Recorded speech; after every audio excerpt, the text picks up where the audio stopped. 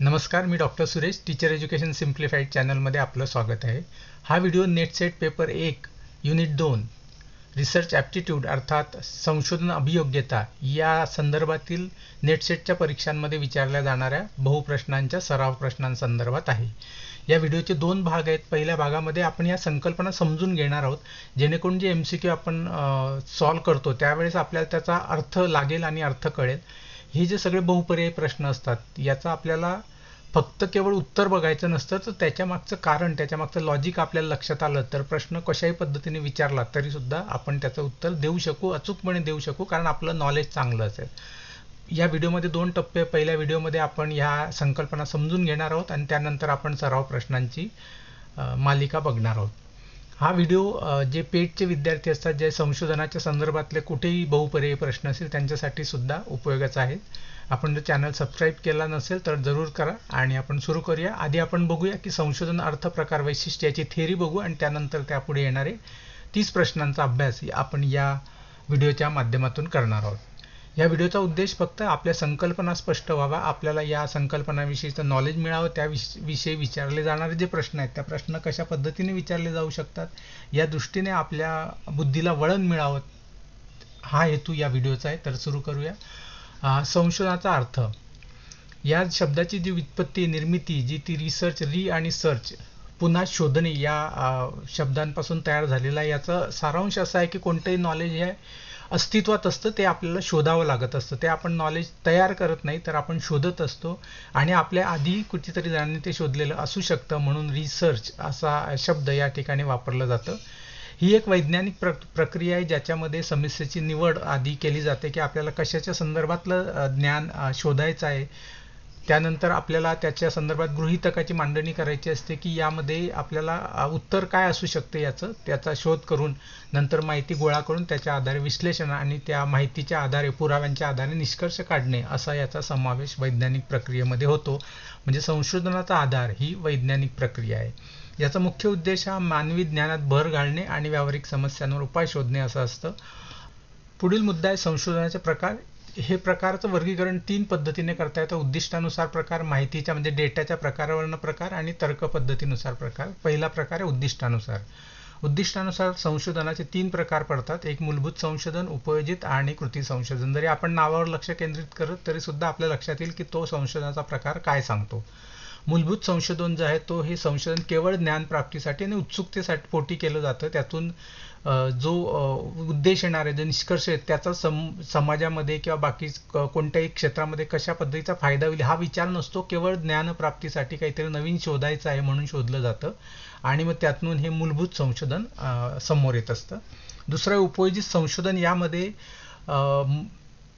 जे संशोधन करणार त्या संशोधनाच्या समाजाला, कोणत्याही ज्ञानाच्या क्षेत्राला काय उपयोग होईल, तो उपयोग कसा करता येईल याच्या संदर्भातील जे संशोधन असतं ते असतं उपयोजित संशोधन. बहुधा जे आता सध्या आपण जे शैक्षणिक संशोधन किंवा शिक्षण क्षेत्रामध्ये संशोधन चालतं ते बहुधा उपयोजित असतं, कारण त्याच्या माध्यमातून संशोधक जे आहेत ते वेगवेगळे उपाय शोधून काढतात वेगवेगळ्या समस्यांवर आणि त्याचा उपयोग समाजासाठी व्हावा, त्याचा उपयोग शिक्षणासाठी व्हावा यासाठी केलं जातं. म्हणून बहुतांश आपलं संशोधन जे आहे शिक्षण क्षेत्रामधलं हे उपयोजित संशोधन या प्रकारात मोजता येतं.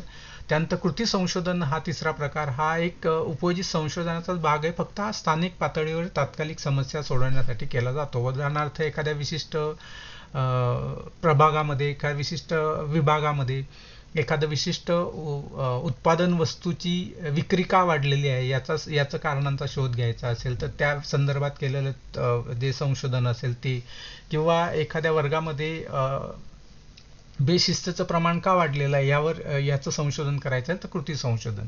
उपयोजित संशोधनामधून जे निष्कर्ष येतात हे इतर सर्वत्र लागू करता येतात, त्याचं सामान्यीकरण करता येतं. कृती संशोधनामधून जे निष्कर्ष असतात ते फक्त त्या तात्पुरत्या तेवढ्या गटापुरतं असतं, कारण त्यामध्ये संशोधनाच्या तशा पद्धतीचा वापर केलेला असतो. त्यामुळे कृती संशोधनातले निष्कर्ष हे सामान्यीकरण करता येत नाही, उपयोजित संशोधनातले करता येतं.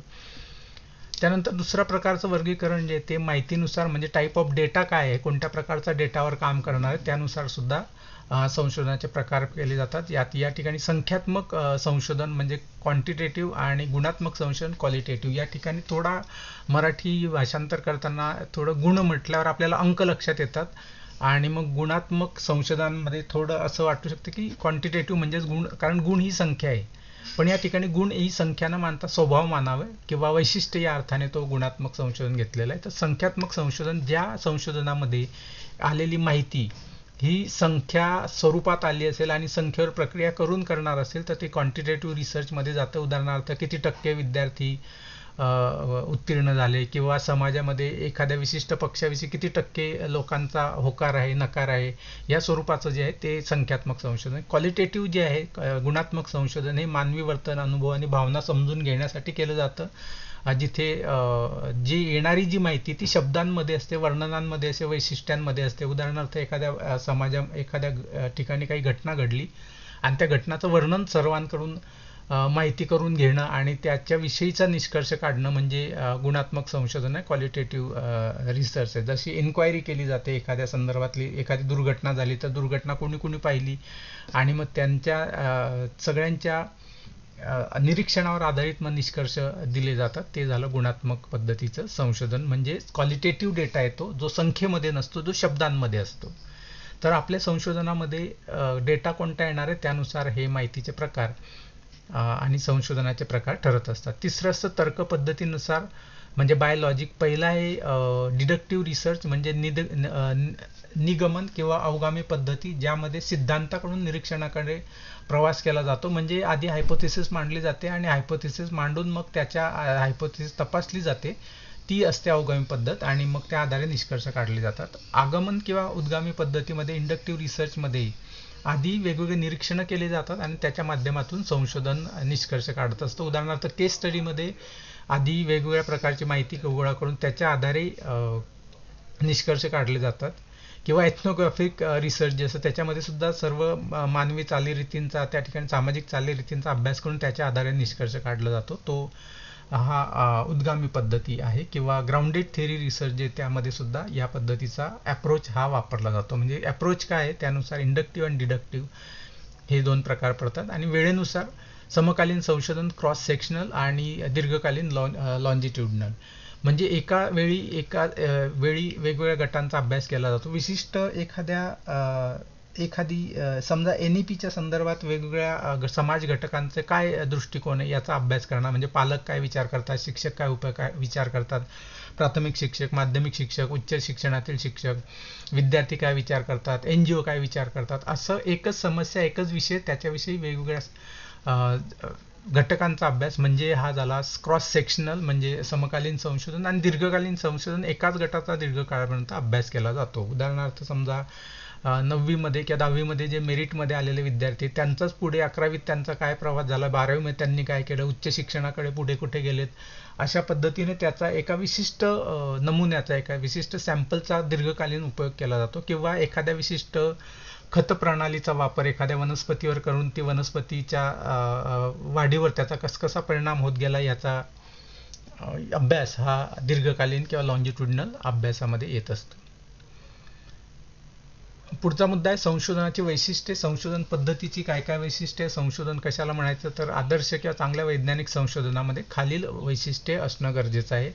त्यामध्ये पहिलं आहे ऑब्जेक्टिव्हिटी. ऑब्जेक्टिव्हिटीमध्ये आपल्याला त्या संशोधक वैयक्तिक पूर्वग्रहापासून आणि भावनांपासून मुक्त असावं. म्हणजे जो निष्कर्ष येणार आहे तो निष्कर्ष आहे तशा स्वरूपात मांडता आला पाहिजे. केवळ तो माझ्या श्रद्धेच्या विरुद्ध आहे, माझ्या विचाराच्या विरुद्ध आहे म्हणून तो ॲक्सेप्ट केला नाही, असं नाही व्हायला पाहिजे. संशोधकाने संशोधन हा वस्तुनिष्ठप्रमाणे केला पाहिजे. जरी ते आपल्या मान्यता, आपल्या प्रथा परंपरा याच्या विरुद्ध असेल तरी सुद्धा ती गोष्ट मध्ये न आणता अनबायस पद्धतीने ती वस्तुनिष्ठता, म्हणजे जो डेटा आलाय त्याच्यावर आधारित तेच निष्कर्ष आपले असले पाहिजेत. दुसरं याच्यामध्ये विश्वसनीयता आहे. जे संशोधन समान परिस्थितीमध्ये पुन्हा केले तर त्याचे निष्कर्ष तेच आले पाहिजे. म्हणजे त्या संशोधनावर, त्या निष्कर्षांवर हे विश्वास ठेवता येईल. प्रमाणिकीकरण की संयुक्तता. संशोधनाच्या साधनांनी नेमके तेच मोजले ज्यासाठी ती तयार केलेली आहे. उदाहरणार्थ जर एखाद्या विद्यार्थी चांगल्या गुणांनी उत्तीर्ण झालेले विद्यार्थी आहेत तर त्यामागे त्यांचं बुद्धिमत्ता हे कारण आहे, हे तपासणारं साधन आहे का त्यांच्या मागे कोणती भौतिक साधन संपत्ती आहे, त्यांची आर्थिक सुबत्ता आहे हे कारण आहे. जे मोजायचं तशा पद्धतीचे प्रश्न, तशा पद्धतीचे साधन हे तयार केलेलं असेल तर संयुक्तता येते, व्हॅलिडिटी येते किंवा सप्रमाणता येते. नंतर इम्पेरिकल आहे, संशोधन हे केवळ कल्पनेवर आधारित नसते, तर ते प्रत्यक्ष निरीक्षणावर आधारित असते आणि प्रयोगांवर आधारित असते. त्यामुळे एखाद्याला एखादी गोष्ट वाटते म्हणून तो संशोधन होऊ शकत नाही. ते पुराव्यासह सिद्ध करायचं असतं, त्यासाठी प्रत्यक्ष निरीक्षण करावं लागतं.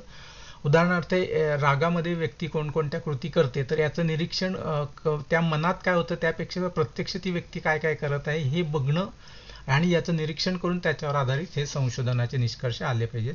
हे सिस्टमॅटिक असतं, म्हणजे याची पद्धती निश्चित केलेली असते, त्याच्या पायऱ्या असतात. प्रत्येक संशोधनाच्या वेगवेगळ्या पायऱ्या असू शकतात. त्या पायऱ्या निश्चित करून घ्यायचं, म्हणजे प्रत्येक गोष्टीचं नियोजन करायचं, त्याच्या पायऱ्या करायच्या आणि त्या पद्धतीने त्याची अंमलबजावणी करायची, म्हणजे सिस्टमॅटिक. नियंत्रित असते, प्रयोगादरम्यान जे बाह्य घटक जे निर्णय बदलू शकतात किंवा निर्णयामध्ये पोल्युशन करू शकतात, अशा पद्धतीचे जे घटक आहेत त्यांना बाजूला ठेवावं लागतं. उदाहरणार्थ एखाद्या व्यक्तीची तुम्ही मुलाखत घेत आहेत, तर त्यावेळेस त्या मुलाखत घेताना आजूबाजूला जर व्यक्ती असतील तर ती व्यक्ती मतं देताना, स्वतःची मतं मांडताना चुकीची वेगळी मतं मांडू शकते की त्यांना इतरांचं बॉदरेशन येईल, इतर जण बघतायत म्हणून मग ती व्यक्ती वेगळ्या पद्धतीने वर्तन देऊ शकते. म्हणून बाकीचे जे घटक आहेत ते नियंत्रण करावं लागतात आणि बाकी कोणी ती व्यक्ती प्रामाणिकपणे ऑनेस्टली कृती करेल ज्याचं निरीक्षण करता येईल, अशा पद्धतीचं कंट्रोल आपल्याला संशोधनामध्ये ठेवावं लागतं. त्यानंतर हे एक चक्रीय असतं संशोधन, म्हणजे संशोधन सुरू होतं आणि ते संशोधन सुरू होताना निष्कर्षामधून आणखी नवीन संशोधनाचे विषय येतात.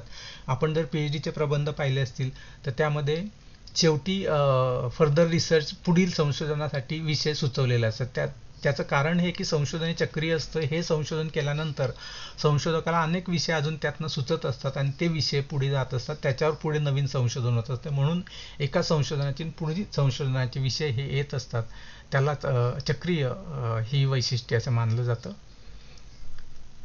आता आपण सुरू करणार आहोत प्रत्यक्ष या वेगवेगळ्या संकल्पनांवर आधारित प्रश्न, यांचा आपण प्रश्नचा सराव सुरू करूया.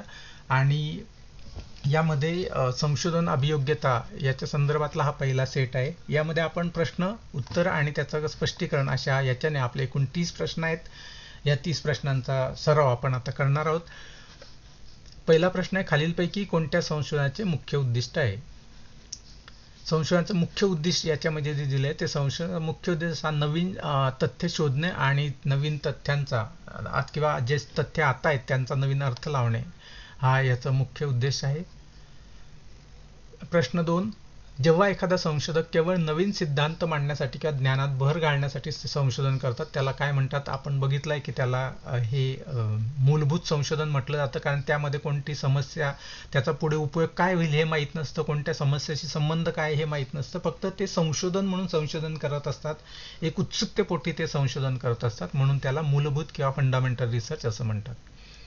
कृती संशोधन खालीलपैकी कशासाठी सर्वात योग्य आहे? जागतिक समस्या सोडवण्यासाठी, तात्कालिक आणि स्थानिक समस्यांचे निराकरण करण्यासाठी. हे उत्तर बरोबर आहे, कारण की जागतिक समस्या सोडवायला स्थानिक उपयोगाचं पडणं, त्यासाठी उपयोजित संशोधन करावं लागेल. भविष्य काळातील अंदाजाचा प्रवाह घेण्याचा संबंध नाही किंवा जुन्या इतिहासाचा अभ्यास करण्यासाठी नाही. आत्ता आज जी समस्या स्थानिक स्तरावर आहे तिच्यावर उपाय शोधण्यासाठी हे कृती संशोधन केलं जातं. कृती संशोधनाचा योग्य चक्रीय क्रम कोणता आहे? म्हणजे क्रम कोणता आहे ज्या क्रमाने हे केलं जातं? आधी कृती होते, मग नियोजन होतं आणि मग मनन निरीक्षण होतं का? तर याचं उत्तर आहे पहिल्यांदा नियोजन केलं जातं, नियोजनानुसार कृती केली जाते, कृती करत असताना निरीक्षण केलं जातं आणि मग त्याच्याविषयीचं चिंतन आणि निष्कर्ष येत असतात.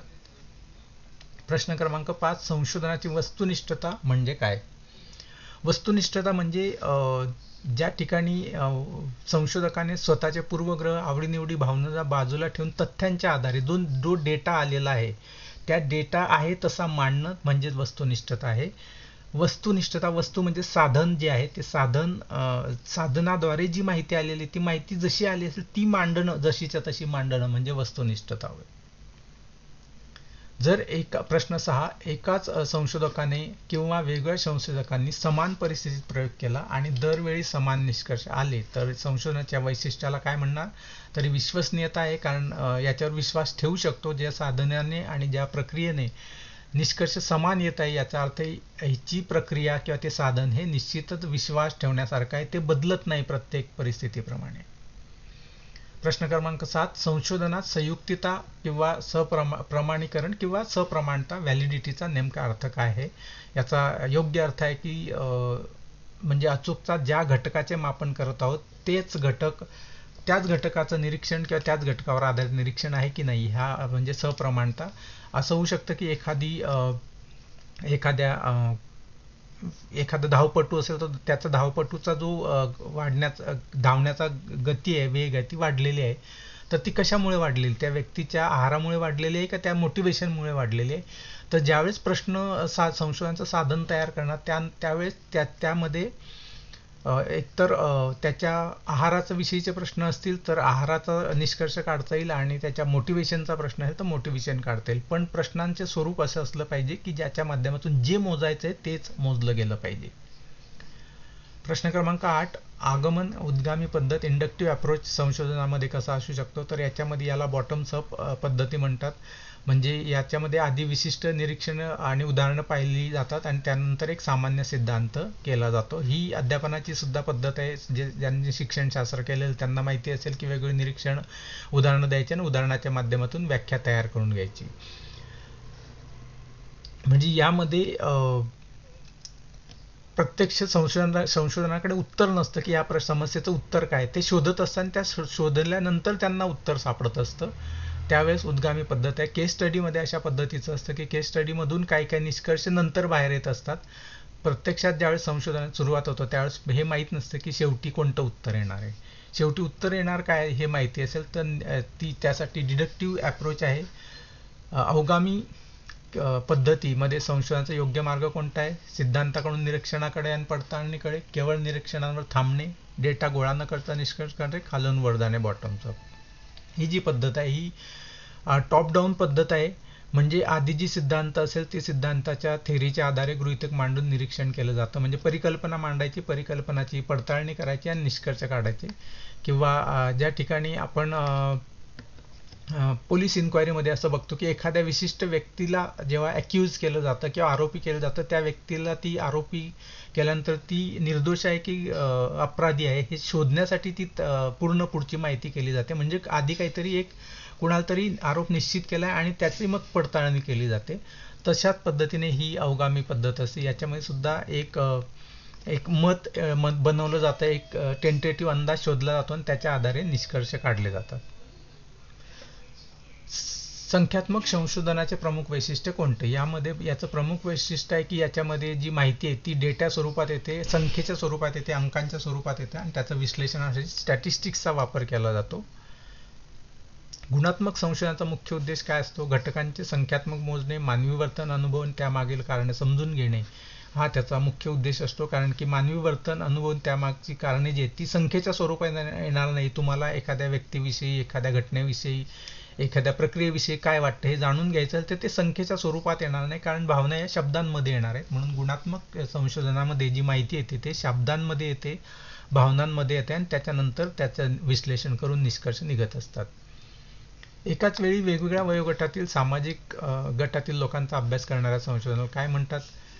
एकाच वेळी वेगवेगळ्या वयोगटातील, तर दीर्घकालीन संशोधन, समकालीन, ऐतिहासिक, प्रायोगिक. तर याचं उत्तर आहे क्रॉस सेक्शनल. म्हणजे ज्या ठिकाणी मुद्दा एकच आहे त्या मुद्द्याविषयी वेगवेगळ्या प्रकारच्या जे समाज गटातील लोक आहेत त्यांचा अभ्यास केला जातो. जेव्हा संशोधक एकाच व्यक्तीचा किंवा एकाच गटाचा दीर्घ काळापर्यंत, उदाहरणार्थ 10 वर्ष अभ्यास करतो, त्या प्रकाराला काय म्हणतात? तर त्या प्रकाराला लॉन्जिट्यूडनल म्हणजे दीर्घकालीन संशोधन. जसं की या शीर्षकातूनच दिसतंय की दीर्घकालीन संशोधन आहे. सातत्याने त्या व्यक्तीच्या किंवा त्या घटनेच्या संदर्भात काय काय डेटा मिळाला त्याच्या आधारे संशोधन करता येतं. संशोधन हे अनुभवजन्य असते. याचा अर्थ काय? ते केवळ जुन्या ग्रंथांवर आधारित असतं का? ते प्रत्यक्ष निरीक्षण, प्रयोग आणि वास्तवावर आधारित असतं का? संशोधन कल्पनाशक्तीवर अवलंबून असतं का? ते गुंतागुंतीचे असते. तर याचा अर्थ आहे की हे अनुभवजन्य म्हणजे केवळ गृहीतके किंवा तर्क न लढवता प्रत्यक्ष प्रयोग करायचा आणि प्रत्यक्ष स्वतः निरीक्षण करून संशोधक त्या पुराव्यांच्या आधारे निष्कर्ष काढतात. म्हणून त्याला एम्पिरिकल रिसर्च असं म्हणतात. प्रयोगशाळेत बाह्य घटकांवर नियंत्रण ठेवून कार्यकारण भाव शोधणारे संशोधन कोणते? ऐतिहासिक, प्रायोगिक, वर्णनात्मक, दार्शनिक. तर प्रायोगिक संशोधन असतं ज्या ठिकाणी स्वतंत्र चलाचा आणि ज्याला इंडिपेंडंट व्हेरिएबल आणि डिपेंडंट व्हेरिएबलचा संबंध शोधण्यासाठी प्रायोगिक संशोधनामध्ये प्रयोग केले जातात. संशोधनाचा शेवट नेहमी नवीन प्रश्नांनी समस्येतून होतो. म्हणून संशोधनाला काय म्हटलं तर, म्हणून आपल्याला चक्रीय असं म्हटलं तर सायक्लिकल म्हटलं जातं. सायक्लोन हा शब्द माहिती आहे आपल्याला. सायक्लिकल म्हटलं जातं म्हणजे एकातून दुसरं तयार होतं, सायकल असतं. म्हणजे थोडक्यात ही संशोधन ही न संपणारी प्रक्रिया, एका संशोधनातील पुढील संशोधनाच्या दिशा आणि मुळं असतात असं म्हटलं जातं. प्रश्न क्रमांक 17. खालीलपैकी कोणत्या संशोधनात भूतकाळातील घटनांचा आणि दस्तऐवजांचा अभ्यास केला जातो?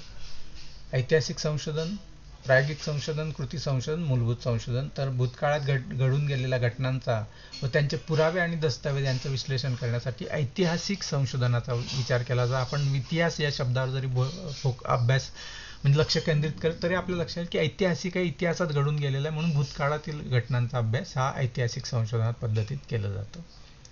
मलेरियावर नवीन औषध शोधणे हे खालीलपैकी कोणत्या संशोधनाचे उदाहरण आहे?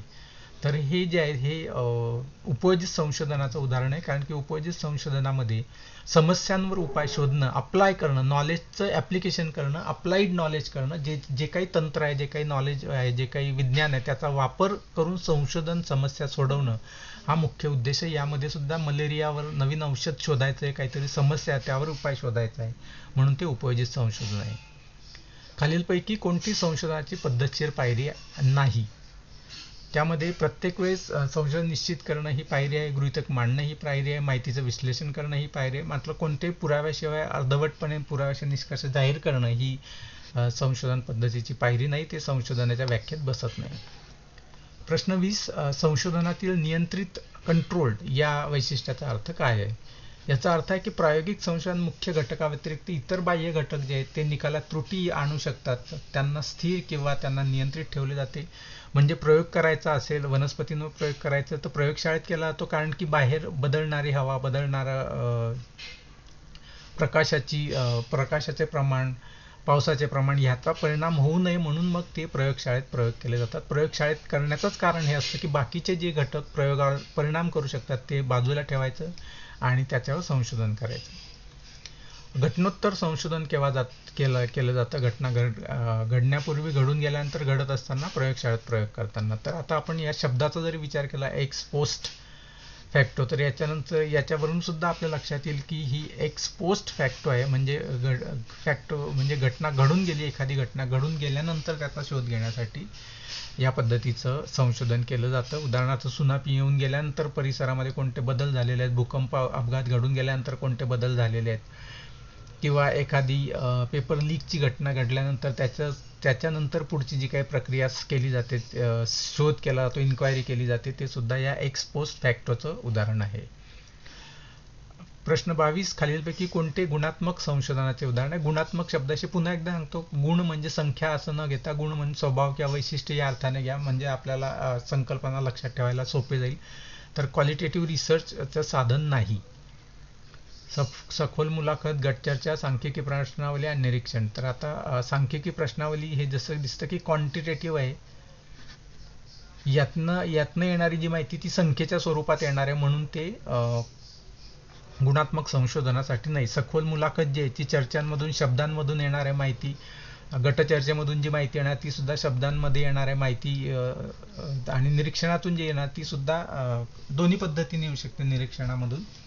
तर निरीक्षण मधून जी नोंद केली जातील ते नोंद करण्याचं साधन जर संख्यात्मक असेल तर संख्यात्मक, आणि गुणात्मक असेल तर गुणात्मक. स्पष्टपणे या ठिकाणी जे उत्तर दिसतंय ते आहे सांख्यिकी स्टॅटिस्टिकल क्वेश्चन आहे प्रश्नावली, ज्याचं उत्तर हे संख्येमध्ये येणार आहे, म्हणून ते गुणात्मक संशोधनाचं साधन नाही.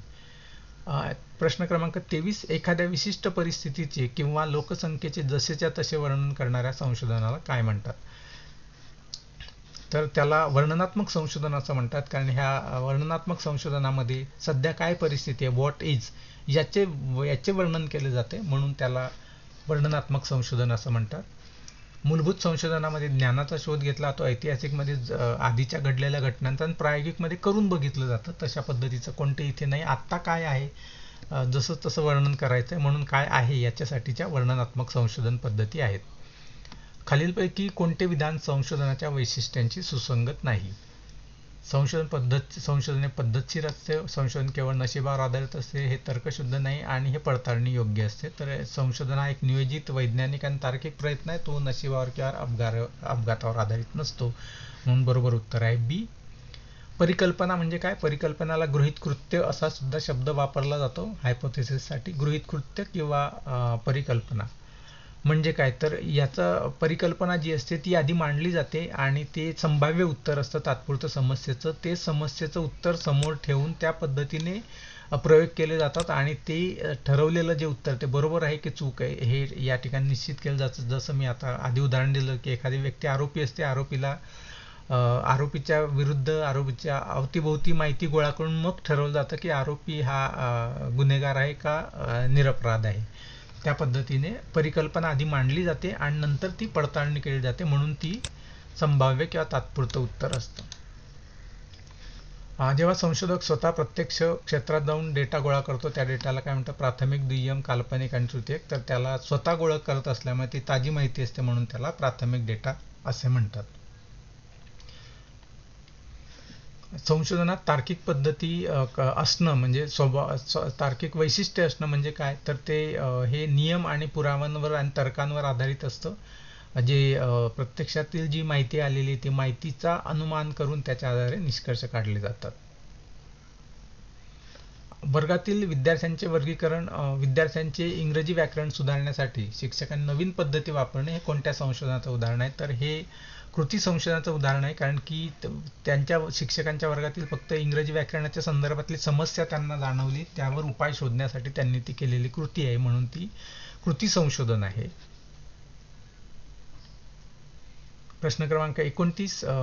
संशोधनाची पहिली आणि अत्यंत महत्त्वाची पायरी कोणती आहे? डेटा गोळा करणं, संशोधनाची शोध आणि निश्चिती, नमुना ठरवणं, माहिती संकलन साधन. तर यामध्ये प्रश्नामध्ये बघा पहिली हा विचारले, त्यामुळे फक्त महत्त्वाची लक्षात नाही बघा, पहिली विचारले. तर संशोधनाची सुरुवात ही संशोधनाची समस्येचा शोध आणि निश्चितीपासून होतं आणि त्यानंतरच संशोधन सुरू होत असतं. आधी समस्येमध्ये नेमकं काय शोधायचं आहे हे आधी निश्चित केलं जातं. आणि या व्हिडिओमधील शेवटचा प्रश्न आहे, शोध निबंध लिहिण्याचा मुख्य हेतू काय असावा? API साठी गुण मिळवण्यासाठी का आर्थिक कमाई, सामाजिक प्रतिष्ठा प्राप्त करण्यासाठी? याचा महत्त्वाचा जो उद्देश असावा शोध निबंधाचा हा मुख्य हेतू आपण केलेलं जे संशोधन असतं त्याचे निष्कर्ष आणि नवीन ज्ञान जगासमोर मांडणं आणि संबंधित क्षेत्रातील तज्ज्ञांसोबत शेअर करणं हा मुख्य हेतू असतो.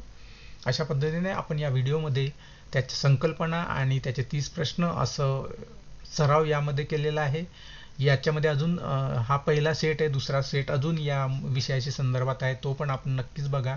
चॅनलला सबस्क्राईब केलं नसेल तर सबस्क्राईब जरूर करा. आणि हा व्हिडिओ जे नेटसेटची तयारी करत आहे शिवाय PhD एंट्रन्सची तयारी करत आहे त्यांच्यासोबत सुद्धा शेअर करा, जेणेकरून त्यांना या व्हिडिओच्या माध्यमातून आपल्या संकल्पना तपासून पडताळून बघण्याची संधी मिळेल. माझ्याकडून आपल्याला या तयारीसाठी खूप खूप शुभेच्छा.